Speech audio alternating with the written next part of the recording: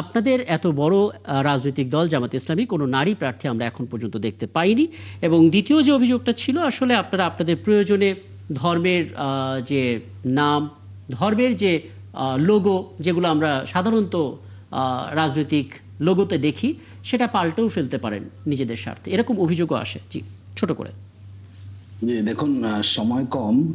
নিরুপমা আমাদের মানে আমাদের সিনিয়র রাজনীতিবিদ, যথেষ্ট সম্মান আছে। আমি প্রায় 2 ডজন টক শোর সাথে একসাথে করেছি। জি, আপা কিছু রাজনৈতিক বয়ান মুখস্থ করেছেন, প্রশ্ন যাই হোক ওনার অ্যান্সারটা কিন্তু একই বয়ানে থাকে। আজকে উনি সেই একই কথা গেছেন, গুপ্ত বলেছেন বাংলাদেশের মানুষই মূলত স্বীকৃতি দিবে বিগত সময়ে জামাত ইসলামের ভূমিকাটা কেমন ছিল। বেগম খালেদা জিয়া যখন তার বাসার সামনে মানে ডাক দেওয়া হয়েছিল, সেখানে বিক্ষোভ করতে গিয়ে শিবির নেতা মনসুর শহীদ হয়েছে। কোন আন্দোলনে সেখানে আমরা ছিলাম না। শুধু এগুলো বলে অন্যকে আন্ডার এস্টিমেট নিজেরা কিন্তু বড় হওয়া যায় না। এগুলো উনি বলেছেন, সবসময় বলেন, বলার জন্য বলেন। আসলে এটি ওনার নিজের একটা অবস্থান এরকম না। দেখুন, আমরা যদি বলি জামাত ইসলামী কখনো আমাদের জায়গা থেকে অবস্থান আমরা পরিবর্তন করিনি। জামাত তার একটা নিজস্ব রাজনীতি আছে। আমরা সবসময় সহনশীল রাজনীতি করি, সবাইকে আমরা ধারণ করে রাজনীতি করি। এবং জামাত ইসলামী যতগুলো অভিযোগ সবাই দিচ্ছেন, অনেকে জামাত ইসলামীকে না জেনেই দিচ্ছেন। এবং যেটা আমি বলেছেন নারী প্রার্থী নিয়ে, এতে জামাতে আলোচনা চলছে, এখনো আমাদের সিদ্ধান্ত হয়নি। আমরা ইতিমধ্যে অনেকগুলো পরিবর্তন আমাদের এসেছে, আশা করি এটি ব্যাপারে আমাদের দল নানাভাবে সরিয়ে দৃষ্টিভঙ্গিগুলো সামনে রেখেই সিদ্ধান্তে আসবেন। এটি আলোচনা, এখনো আমাদের সিদ্ধান্ত আমরা উপনীত করতে পারিনি। যেটা আমরা বলতে চাই আপনাকে, যারা আমরা এখানে আছি, আসলে আমরা সবাইকে আমাদের দেশটাকে আমাদের গড়া প্রয়োজন। যেটা আপনি বলেছেন আমাকে যে আমরা কেন জুলাই ঐক্য, দেখুন এখন পর্যন্ত বিএনপি জুলাইকে ধারণ করতে পারে না।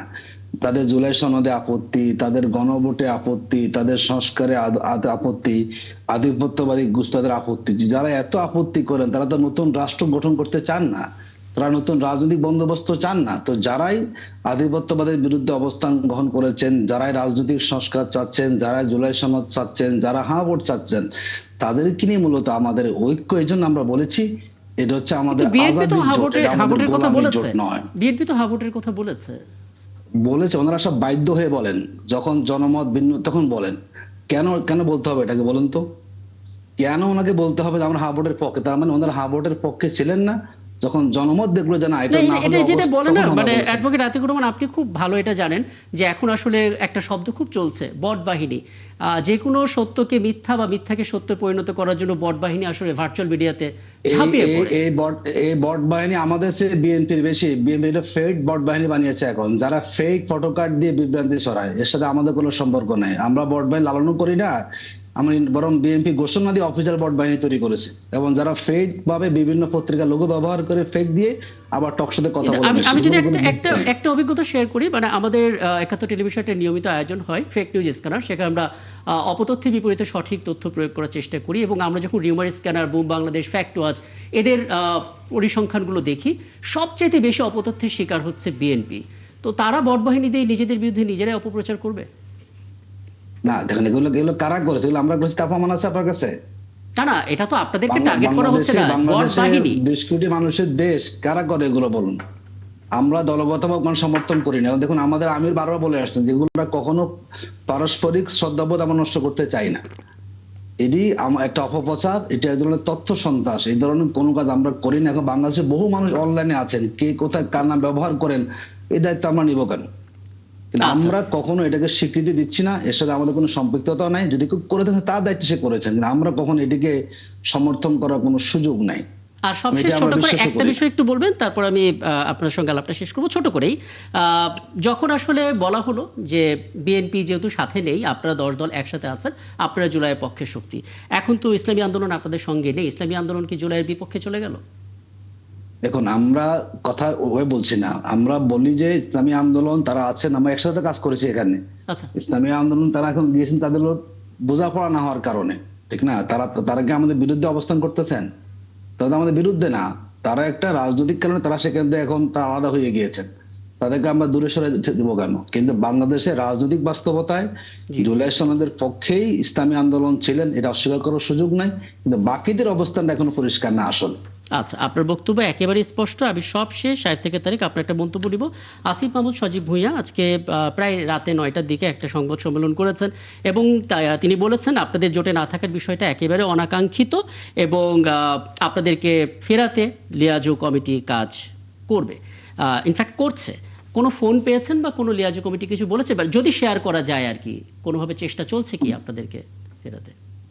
প্রথমত যে অনাকাঙ্ক্ষিত উনি বলেছেন, আসলে এটা অনাকাঙ্ক্ষিত, এটা আমরাও আশা করিনি। আমরা চেয়েছিলাম শেষ সময় পর্যন্ত যে এটা ইতিবাচক আমরা থাকতে চেয়েছি, এবং আপনার অনুষ্ঠানে আমি বলেছিলাম আমি ইতিবাচক থাকতে চাই, আমাদের আন্দোলন ইতিবাচক ভাবেই এখনো পর্যন্ত অপেক্ষা করছি। যাই হোক, সব অনাকাঙ্ক্ষিত ঘটনারই কিন্তু একটা কাঙ্ক্ষিত ফলাফল থাকে। দেখুন, আমাদের দেশে নদী ভাঙন আমাদের জন্য খুব কষ্টের, কিন্তু এই নদী ভাঙনের ফলাফলে আমাদের জন্য একটা সুখকর একটা অভিজ্ঞতা নিয়ে আসে। উড়ির চর, তারপর এই নিঝুম দ্বীপ, এরকম বড় বড় বিশাল ভূমি জেগে উঠছে সেই বঙ্গোপসাগরে। আপাতত কষ্ট হচ্ছে, কিন্তু পরবর্তীতে দেখা যায় এটা একটা সুফল জাতীয় জীবনে আমাদের। মানে আপনারা আসলে এই অনাকাঙ্ক্ষিতের মধ্য থেকে কাঙ্ক্ষিত একটা সাফল্য।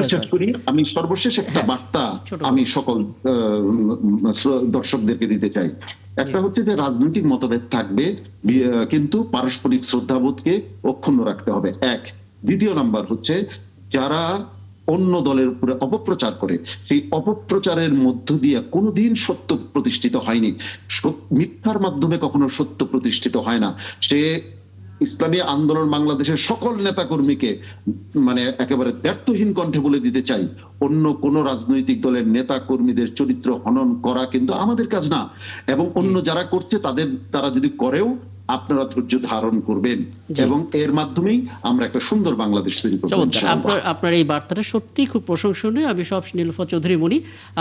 এখন একটা নতুন অভিযোগ, আসলে গেল কয়েকদিন ধরেই এই অভিযোগগুলো, বট বাহিনীর অভিযোগগুলো শুনতে হয়, এবং এখন আসলে বলা হচ্ছে বিএনপি নাকি আলাদা বট বাহিনী আছে। আপনাদের দিক থেকে যদি ছোট করে 2 মিনিটের জন্য কোনো ব্যাখ্যা দিয়ে দিতে পারেন। বিএনপি যদি এই বট বাহিনী বানাতে পারতো, তাহলে আমি খুব দুঃখক্রান্ত হৃদয় নিয়ে বলতে হতো না যে আমার 70 প্রজন্ম একসাথে করলেও বোধহয় এত গালি শুনে নেয় আমি যত গালি গত 2-3 মাসে শুনেছি। এবং আমি আরেকটা প্রমাণ দেই, আওয়ামী লীগের সময় আমার যারা টকশো দেখেন, আমি কিন্তু এই একই ল্যাঙ্গুয়েজে কথা বলতাম। আমি জীবনের কোনো ভয় পাই না। জীবন আল্লাহ নেওয়ার মালিক, আল্লাহ দেওয়ার মালিক, আমি এটা বিশ্বাস করি। সেইখানে আওয়ামী লীগের সময় যখন আমি অনেক কথা বলতাম, তখন অনেকেই আমাকে লিখতো আমার ফেসবুকে। আমার ফ্যান পেজটা বেশ মানে জনপ্রিয় একটা ফ্যান পেজ সেখানে, এবং সেটা আপনার ভেরিফাই করা। সেইখানে লিখতো মাঝে মাঝে যে আমি ম্যাডাম বা আপা, আমি ছাত্রলীগ করি বা আওয়ামী লীগ করি, কিন্তু আপনাকে পছন্দ করি। তখন আমি সেটা বুঝতাম না। পরবর্তীতে এখন যখন তারা আমাকে গালাগালি করে, তখন আমি বুঝি যে এটা ছিল সেই তখনও বট বাহিনী। তারা তখন গুপ্ত রাজনীতি করত, তারা আওয়ামী লীগ বা ছাত্রলীগের মুখোশে থাকতো, যে কারণে এই কথাগুলো বলতো। আজকে যখন আমার বয়স আরো 20 বছর বেড়েছে আওয়ামী লীগে চলে যাওয়ার পরে, আমার তো এত গালি শোনার কথা না এই বয়সে এসে। আমি এই বয়সে এসে গালি খাচ্ছি। আমার বিএনপির দলের লোক যদি, যারা আমাকে শ্রদ্ধা করে, সম্মান করে, ভালোবাসে, তাদের বোনকে আরেকজন গালি দিচ্ছে, তারা যদি বট বাহিনী হতো, বানাতে পারতো, তাহলে তারাও কিন্তু পাল্টা গালি দিতে পারতো। তারা কিন্তু পাল্টা গালি দিতে পারে না। আপনার বক্তব্য একেবারে স্পষ্ট, এবং আমি আসলে এটা আরো একটু দীর্ঘ করতাম সময়টা থাকলে। আমি ইলিয়াস খান, 1 মিনিটের মধ্যে আপনার একটু মন্তব্য নিতে চাই। আমরা অনেক ধরনের আলাপ শুনলাম জোট নিয়ে, রাজনৈতিক দল হিসেবে জামাত নিয়ে, এবং সবশেষ আলাপ গিয়ে ঠেকলো বট বাহিনীতে। ছোট করে যদি একটা অবজারভেশন দিয়ে আলাপটা শেষ করি। না, এই যে পরস্পর কাদা ছোড়াছুড়ি, পরস্পরের গালাগালি, এই যে জামাত ইসলাম যে নেতা আছে তিনি অস্বীকার করলেন বট বাহিনী, আপা বললেন বট বাহিনী আছে, এগুলোর বাইরে গিয়ে আপনার সুস্থ রাজনৈতিক সংস্কৃতি গড়ে তুলতে হবে। ধরুন আওয়ামী লীগের গত 15 বছর দুর্বিনীত শাসনে যে এখন মানুষ 2 দলের লোক বিয়েও দাওয়াত করা যায় না, এক দল গেলে আরেক দল যাবে না, এই সংস্কৃতি বাংলাদেশ ছিল না। কিন্তু আগে অনেক রাজনৈতিক সংস্কৃতি অনেক ভালো ছিল, সবগুলো জাতীয় প্রতিষ্ঠানকে নষ্ট করে দিয়ে গেছে।